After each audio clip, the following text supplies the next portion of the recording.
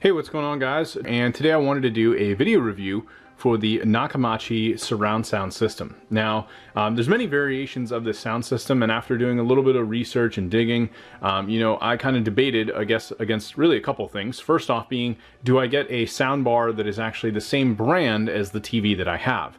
Now in this case, this is a 2019 LG OLED TV. I previously had another LG TV, and when I bought the Nakamichi, I was really debating, do I go out and buy an LG soundbar, have something that's just really gonna ultimately be compatible with the TV, not really give me any issues. But after doing a lot of research, reading a lot of reviews, seeing the really positive things that people had to say about this soundbar, I decided to go with it, and so far I am very, very happy with the results of it. So I'm going to go through in terms of like just some of the functionality. I'll do a demo of 6 Underground. I'll actually play this, and then I'll show you how I orientated my speaker setup. I'll walk you through the remote. I'll walk you through some of the pieces on the soundbar itself. So let's actually go through, what actually comes with this and some of the variations you could get if you decide to pick this up. So the first thing I want to mention is that I decided to go with this particular model, which comes with 2 separate subwoofers. You can actually see there is 2 subwoofers. Now, normally with most soundbar setups, you're only going to have a single subwoofer, and there was a lot of content in their marketing that really talked about, you just absolutely need that second subwoofer, and I decided, why don't I just go with that upgrade? It's a little bit more money, but honestly, definitely worthwhile now that I've actually had them. And you guys will get kind of a little demo of that. It probably won't be as good as being in the room, but you'll get a good example of how it works. So the nice thing about these units is they are fairly large. In the back here, you have a specific color-coded wire. So there's a USB port here in the back, an LED light to indicate whether they're on.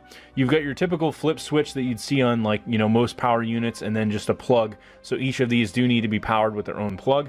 And then this is basically the rear right speaker plug that then gets plugged in. So the nice thing about these is they actually wirelessly connect to one another. So once it's powered on, each subwoofer will connect to one another. You don't have to wire them together. The only thing you have to have is the wire for the power and the actual wire for the rear subwoofer speakers.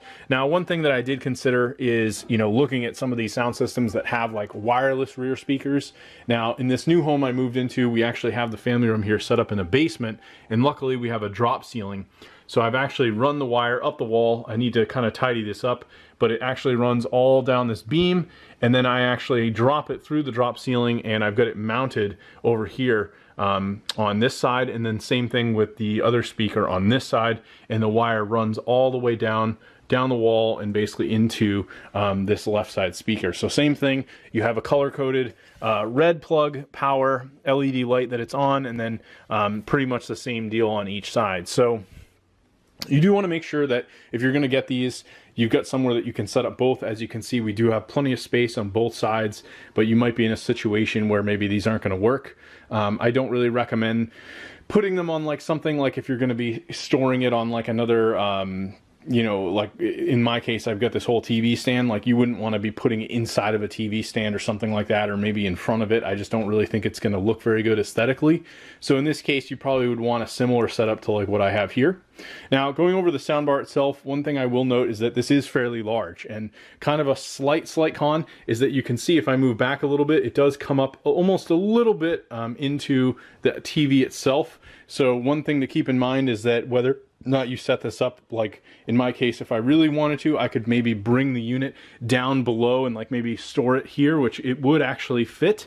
But I just decided, it's not really blocking too much of the TV. It's not a big deal, but this is a lot bigger than the previous soundbar that I had. So it's very, very long, very large unit. You just want to make sure that you've got a really nice big TV stand that's going to accommodate it.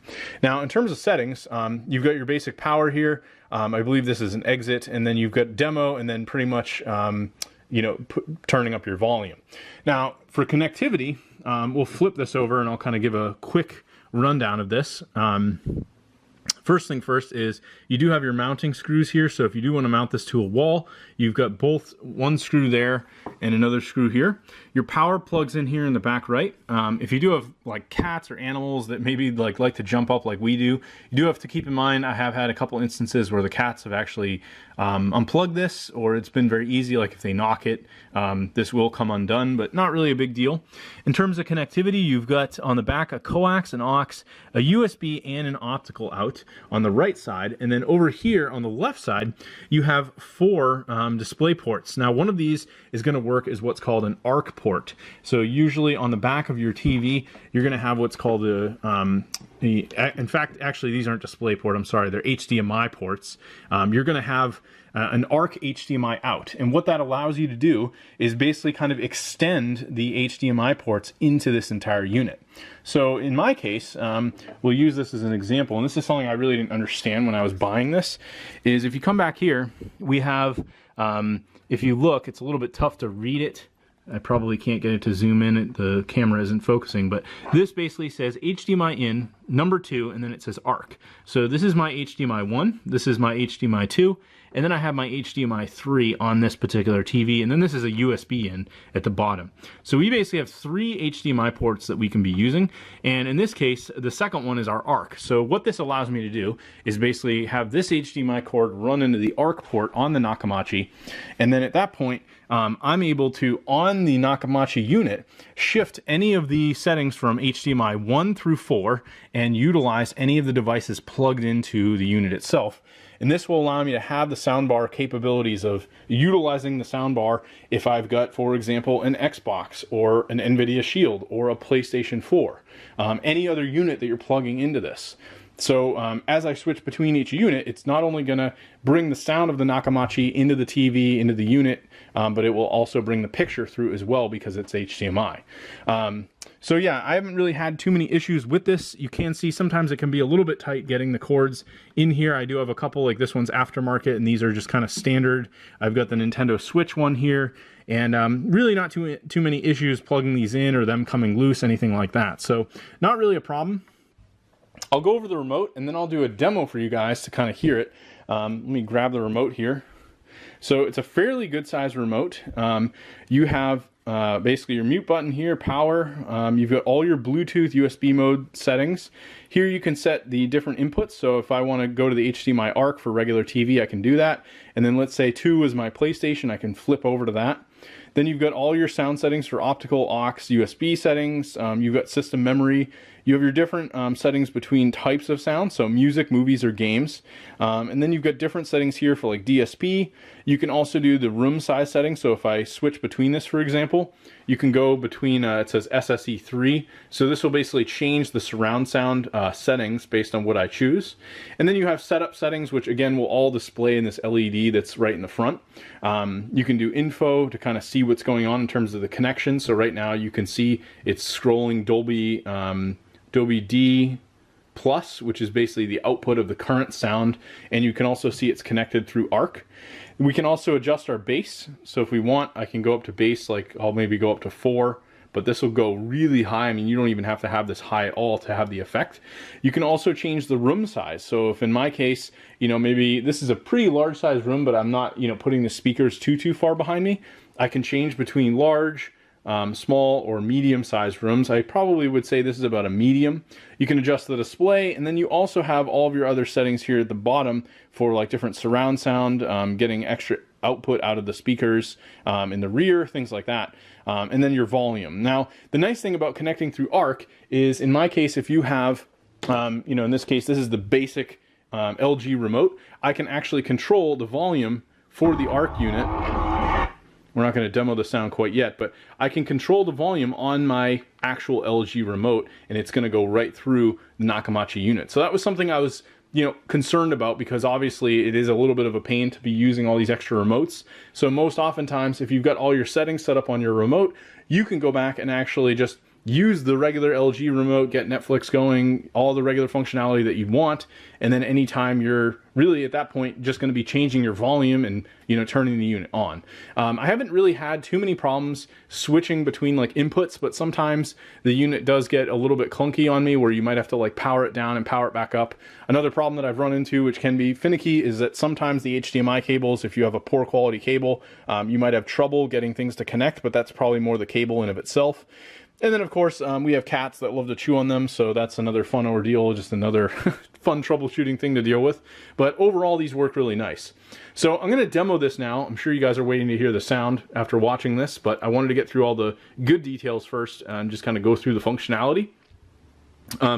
what you are now going to be seeing is 6 Underground, which is on Netflix. This is a Dolby Atmos film.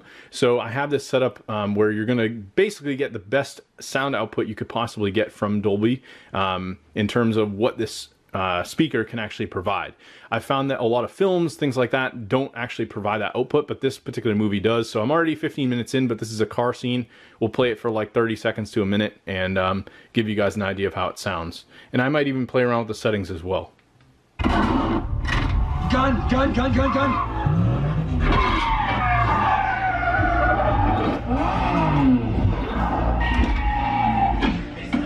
So these speakers come in pretty well.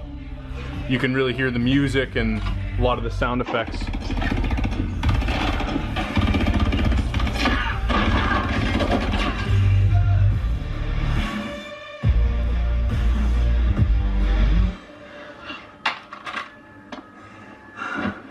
Glad you're on the team. Me too. So yeah, it gets pretty loud. I'm not going to go super crazy here with the film, but wanted to give you guys an idea. It's a very, very nice sound system. I'm very happy with the unit. I'm going to leave it up to you guys. If you are looking for something like this, of this caliber, I definitely think you can't go wrong with it. If you guys decide to pick it up, I will leave a link below where you can grab it on Amazon. You guys will pay the same, but I will earn a small commission if you decide to pick it up through my link, and I definitely appreciate that.